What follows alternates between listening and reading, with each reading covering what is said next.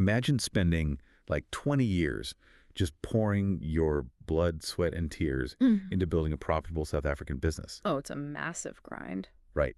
You sacrifice your weekends, you miss family dinners, you navigate load shedding, all the economic downturns, just to finally build something real. Absolutely. And you own your home, you have investments, you employ people. And then, because of one single accident that your insurance didn't fully cover, you lose your family home overnight. It happens way too often. It's terrifying. So today, welcome to our deep dive. Our mission today is extracting the absolute most vital insights on how to protect a business legacy and actually shield your wealth in South Africa. Which is so crucial right now. Exactly. And today's sources include some really incredible expert insights and materials from Lumka Sturman, who is a highly experienced trust consultant. Okay, let's unpack this. Because South African entrepreneurs spend years building these profitable companies, but often completely fail to protect what they've built. Yeah, it really is the ultimate blind spot for so many business owners. I mean, we spend all our energy learning how to make money, right? But almost zero time learning how to actually keep it safe. Which are two very different things. Fundamentally different skill sets. Our goal today isn't just to throw legal jargon at you. It's to understand that structural difference. You can be an absolute genius at generating revenue and scaling a company, but if your foundation is weak, you're basically building this beautiful, expensive castle on sand. One shift in the tide and it's gone. Exactly. One shift and it all comes crashing down. And the tide in the business world here is incredibly aggressive. Look at the logistics industry right here in Johannesburg. The sources share this real-life example about a guy named Sipho. Right, the logistics company Yeah. owner. So Sipho owns this mid-sized logistics company. And it's a tough game. Heavy vehicles, tight delivery deadlines, just a million variables on the N3 highway every single day. Anything can happen. Literally anything. And one day, one of Sipho's trucks is involved in this major multi-vehicle accident. The damages are catastrophic, and Sipho gets sued. And let me guess, the insurance didn't cover it all. Not even close. Mm. The final judgment ends up vastly exceeding his commercial insurance cover. And the truly devastating part, because of how he was structured, the courts didn't just drain his business accounts. He went after him personally. Yes, they legally attached his personal assets to settle the claim. His family home was put on the auction block. Years of grueling work just vanished. It's heartbreaking. But wait, I have to push back here, because that sounds completely wrong to anyone who knows, like basic business setup. If Sipho is operating as a registered Kwae ATD, isn't he legally separated from the business? You would think so, right? Right. Like, why on earth is his personal house on the chopping block? Why doesn't the company just take the hit, get liquidated, and leave Sipho's personal life alone? Well, that is exactly what 99% of business owners think.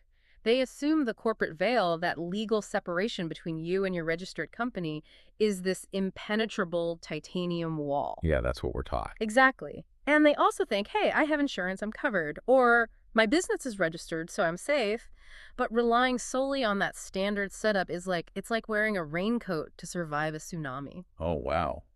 I mean, a raincoat helps in a drizzle, but yeah, it won't save you from a disaster. Exactly. It's like installing a state-of-the-art security door on your house, but just leaving the spare key right under the welcome mat. Okay, so explain the spare key. How are business owners accidentally leaving the door wide open for creditors? Mostly through a legal mechanism called piercing the corporate veil. In Sipho's case, and honestly in thousands of others, it usually comes down to personal sureties. Right, those guarantee forms. Yeah. Let's walk through a standard day. You need to sign a commercial lease for a warehouse. The landlord says, great, but I need a personal guarantee.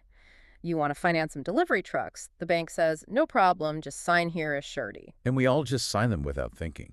We do.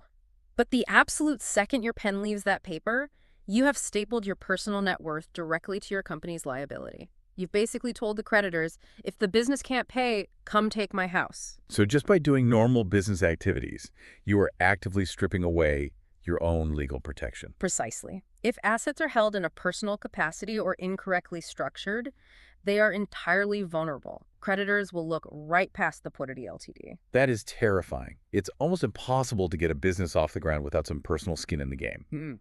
So if the standard Portity Ltd and insurance combo is structurally flawed, what is the actual defense? You have to fundamentally separate ownership from risk. And the most robust, legally sound way to do that is by building what we call an asset protection fortress. An asset protection fortress. I like the sound of that. Yeah, and at the absolute center of that fortress is a properly structured trust, a structure where the trust owns the assets and the company carries the risk. Here's where it gets really interesting.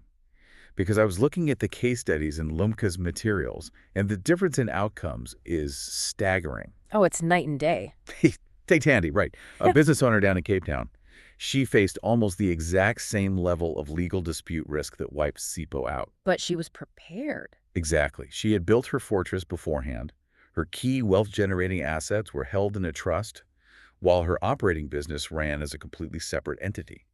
So when the lawsuit hit, her personal wealth went untouched. Same exact risk as SIPO, totally different reality. Yeah, and there was another one, a Cape Town retailer sued over a supplier dispute. Oh, the warehouse case. Right. The business lost the case. Creditors seized all the company stock off the shelves, which hurts. But the actual warehouse, a 5 million rand investment, was safe. Because the creditors couldn't touch a single brick of it. Exactly. It's like having your cash register in the storefront where the business happens, but the actual vault holding the gold is in an entirely different, legally protected fortress. That is the perfect analogy. The operating company just rented the space from the trust. So simple, but so effective. And what's fascinating here is how this legal separation creates a boundary that creditors simply cannot cross. And this is all heavily backed by South African law, specifically the Trust Property Control Act. Right, so the law actually respects that boundary. Entirely. If you don't legally own the asset because the trust owns it, your creditors cannot legally take it. You separate ownership from control and risk. Okay, so the fortress keeps lawsuits out. But what about when the threat isn't a lawsuit, but just, the business failing? That's where the long-term, proactive benefits of trusts come in. It's not just a shield, it's a time capsule. A time capsule, meaning it outlives the business. Exactly. Companies go bankrupt, they become insolvent. But trusts don't easily become insolvent like companies do. They're a perpetual structure. Like that Johannesburg construction firm from the source material. Yes. They got hit with a barrage of severe labor claims. The operating company just couldn't survive the cash flow drain and went under. And normally, liquidators would just auction off all the bulldozers and cranes for pennies on the rand. Right, which destroys any chance of starting over.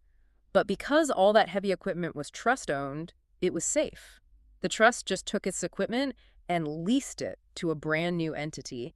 It kept generating income completely uninterrupted while the business entity faltered. That is incredible business continuity. But let's pivot slightly because we have to talk about taxes. Ah, yes, Like- SARS, the elephant in the room. Right. If I move everything into a trust, aren't I just going to get hammered by the tax man? Well, let's break down the specific numbers because it's a common fear. Yes, trusts pay a flat 45% on retained income, and the effective capital gains tax sits at 36%. Which sounds really high. It does sound high, but you have to look at the estate duty relief and the succession edge. When you hold massive assets in your personal name the day you pass away, SARS considers that a deemed disposal. So you get hit with taxes immediately. Your estate gets hit with estate duty, 20% on the first 30 million rand, and 25% on anything above that, plus executor fees. Which can totally bankrupt a family business just trying to pay the death tax. Exactly. But a trust doesn't die, so it dodges those SARS pitfalls. There's a totally smooth handover to the next generation. Okay, so what does this all mean for the everyday business owner? Because I hear the word trust, and I instantly think, like, ultra-wealthy billionaires. Oh, the Ruperts and the Oppenheimers. Yeah. Is this really for a normal family business? I am so glad you asked that because we need to firmly dismantle that myth. It is absolutely not just for the ultra-wealthy. If you are anyone generating serious revenue, we're talking 1 million to 50 million rand turnover, you need this. Wait, really? Even at the 1 million mark? Yes. Think of the Durban manufacturing family in the case studies. They weren't billionaires. They used an inter vivos trust, a living trust, to protect 20 million rand in machinery from a product liability suit. And it passed perfectly intact to their heirs later. Without triggering a single cent of estate duty. Anyone building real surplus cash or buying commercial property needs to look at this. Okay, so trusts are incredibly powerful. Hmm. But there has to be a catch. There is a catch, and the catch is they are completely useless if built incorrectly. Right, you can't just download a free template online. Please don't do that. The dangers of a DIY trust are massive. A trust is not a set-and-forget tool. If it's mismanaged, or if there is no separation of control like failing to have the legally required independent trustee for a family trust, a court will just declare it a sham. A sham trust, meaning they just ignore the fortress entirely. Exactly. They ignore it, pierce the veil, and take everything. Which brings us back to the architect of all of this. If you're going to build a fortress, you need someone who knows what they're doing. And that's where Lumka Sturman comes in. Absolutely. She is a phenomenal trust consultant. Yeah, her entire mission is helping South African business owners build these exact compliant structures. And what stood out to me in her materials is her educational approach. It's so important. She doesn't just do the paperwork in the dark. Right. She ensures the client actually understands the strategy. She's not just handing you a file and saying, good luck. And practically speaking, mapping this out typically takes about 2 to 4 weeks to set up. She uses a very clear, tiered approach. Let's run through that because I want to show how accessible this actually is. Sure. So it starts with a foundation audit, which is 25,970 Rand.